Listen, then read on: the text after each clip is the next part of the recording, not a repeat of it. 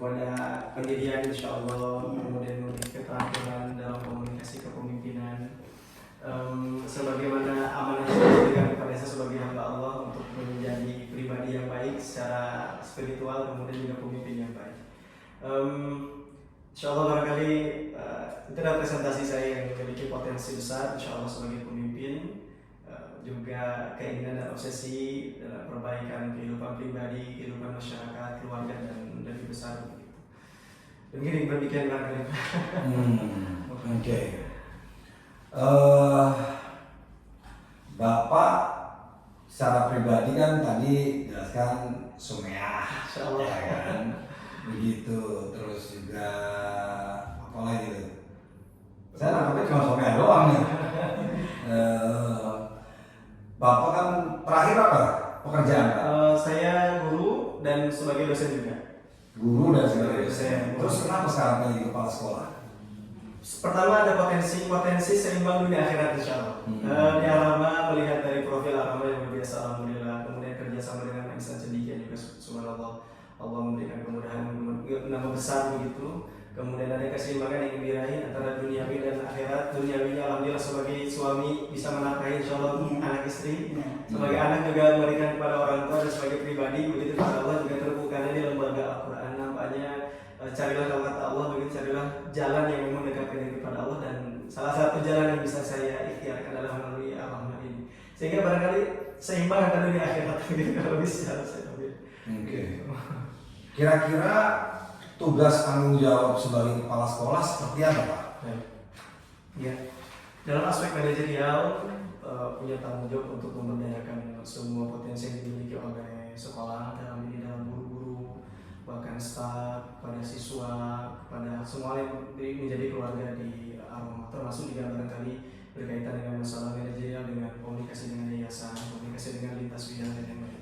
Fungsi manajerial, karena memang yang saya pahami dalam 3 aspek pengelolaan sekolah, ada manajerial, pembelajaran, dan aspek bimbingan. Satu manajerial kepala sekolah, bimbingan dalam guru BK, dan satu lagi pembelajaran ada di guru mata pelajaran. Mengkombinasikan mensinkronisasi semua itu barangkali menjadi tugas utama seorang kepala sekolah, menjaga harmonisasi antara guru internal dengan siswa, komunikasi baik antara siswa juga, kemudian menjalin komunikasi dengan lembaga eksternal termasuk pemerintahan, agar posisinya kuat secara internal dan eksternal, bisa bermanfaat juga begitu dengan kapasitas yang sudah dimiliki pada masyarakat tadi Mas. Gitu, Oke. Kira-kira kalau Bapak jadi kepala sekolah di sini, apa visinya? Apa cita-cita yang ingin Bapak lakukan di sini? Itu yang saya tulis di pertanyaan yang tadi. Pertama, saya memang ini sedang bekerja sama dengan Insan Cendekia, tapi suatu saat bisa jadi kita yang mengungguli Insan Cendekia.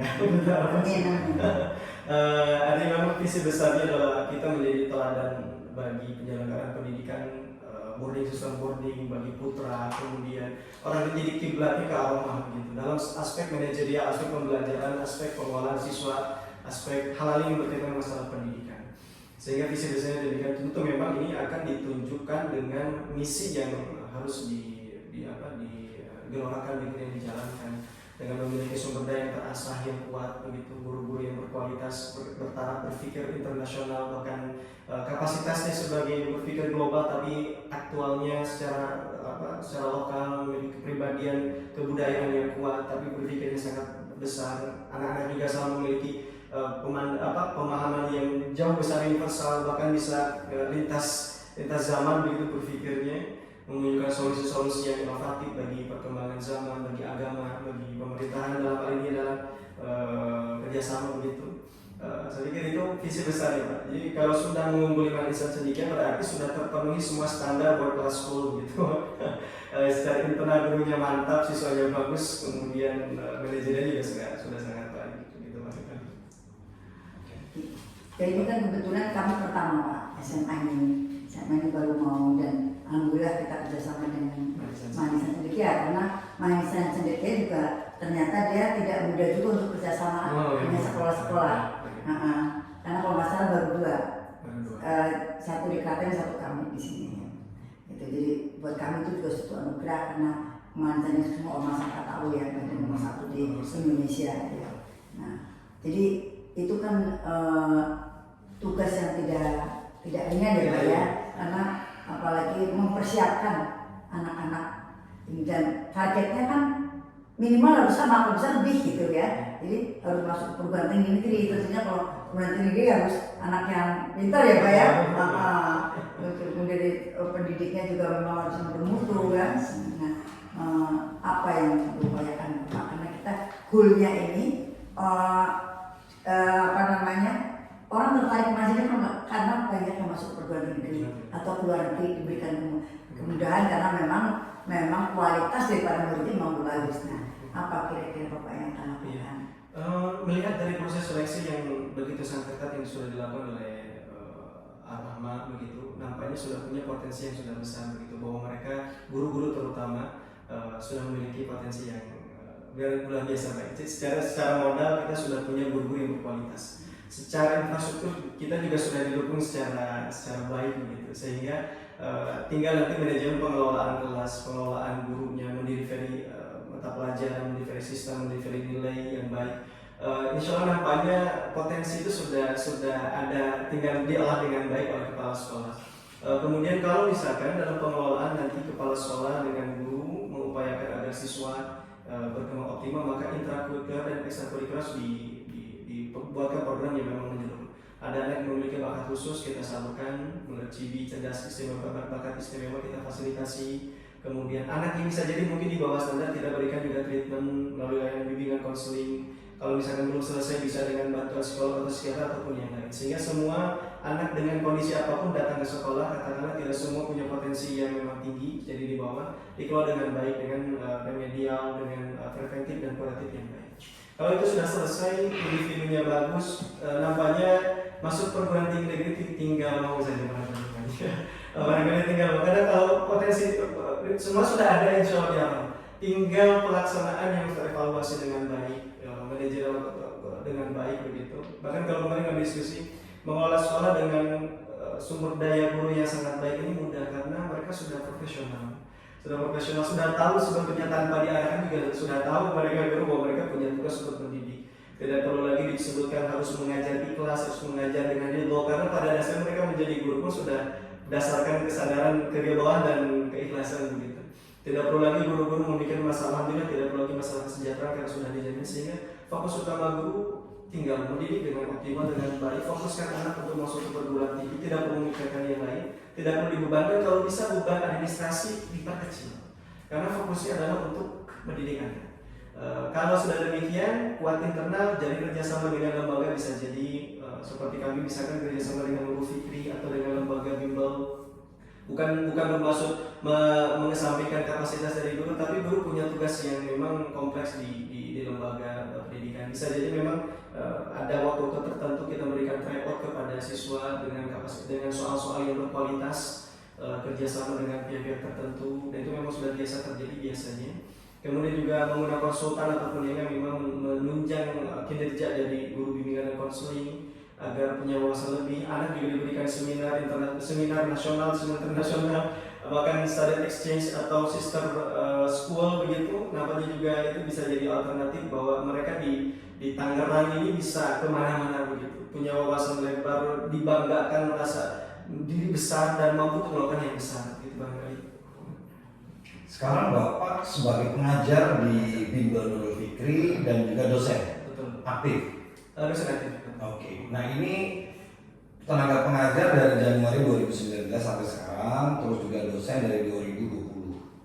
Nah Bapak terakhir ini jadi kepala sekolah SD dan juga pernah jadi wakil kepala sekolah bidang kurikulum di SMP dan SMA.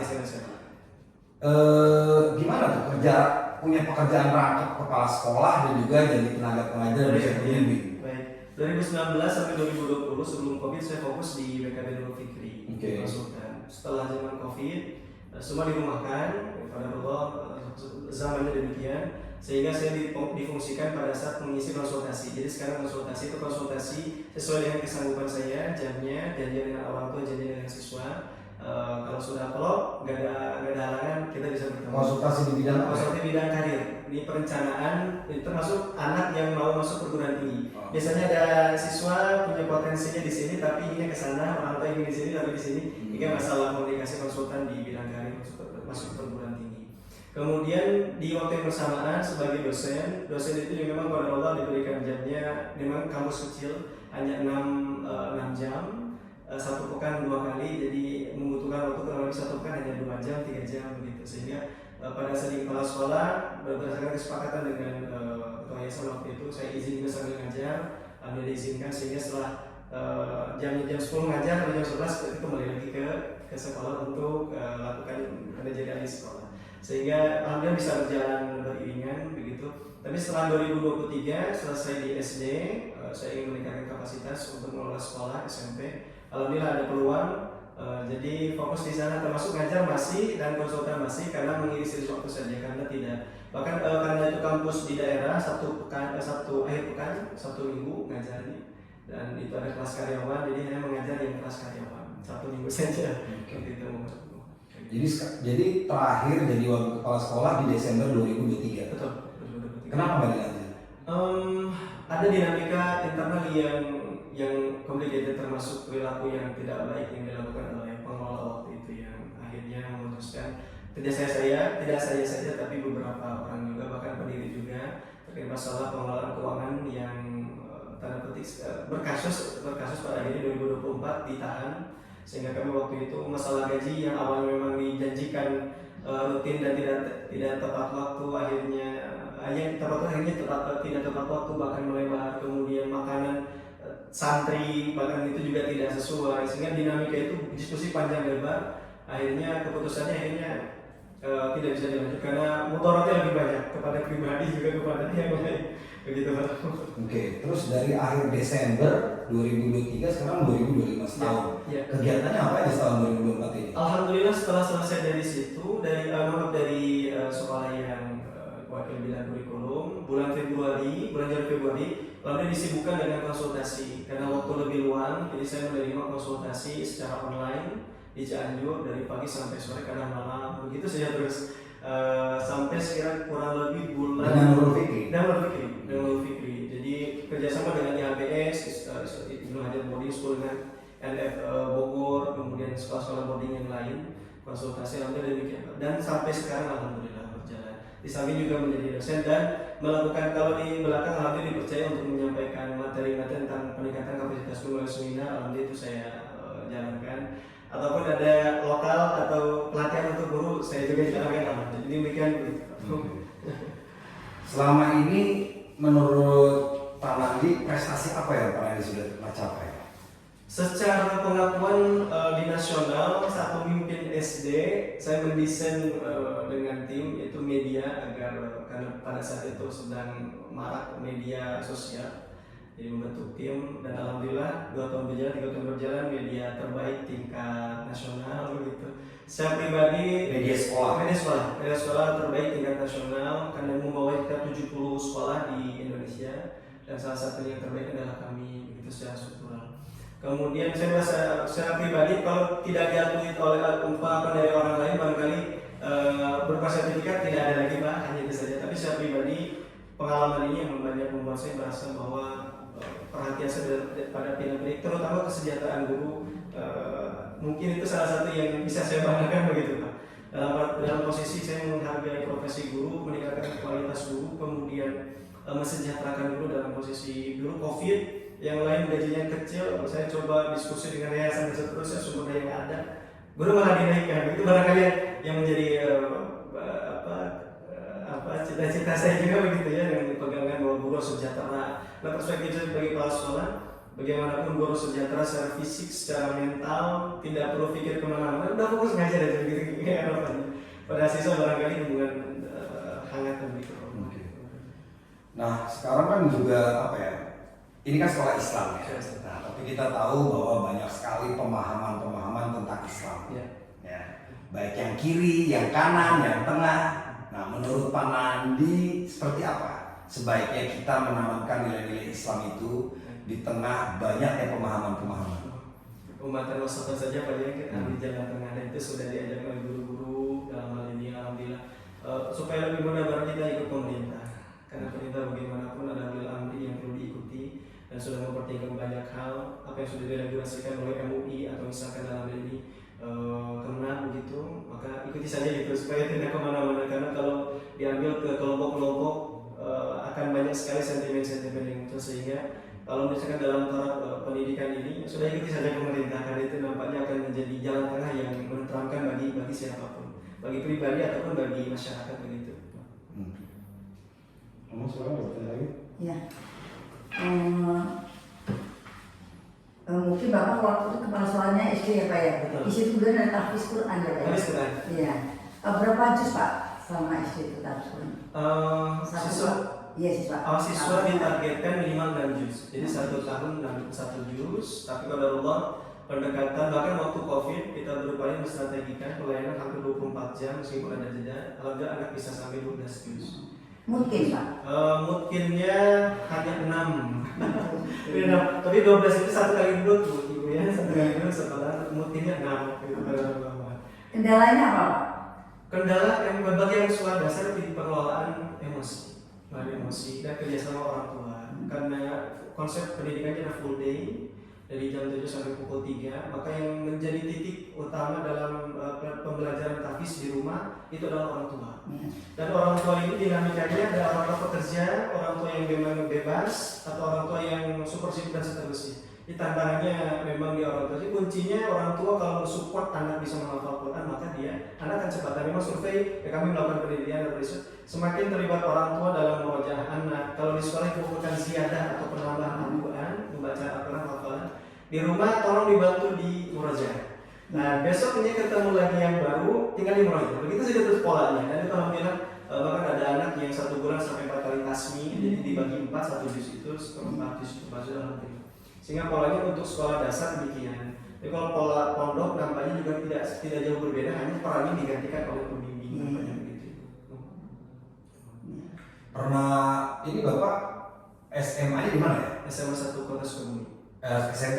SMP 5 Kota Sukabumi. Pernah mondok? Belum pernah mondok. Belum pernah. Oke. Ya. Kalau memang nantinya diberikan tugas sebagai kepala sekolah di sini, bagaimana dengan istri dan anak-anak Bapak di sana? Siap dibawa Pak. Siap dibawa. Paling besar usia berapa tahun? Kelas 4 SD 9 tahun. Yang paling kecil? Paling 4 bulan. Ya, cara saya itu cukup Pak ya. Baik, terima kasih masukan-masukannya, saran-saran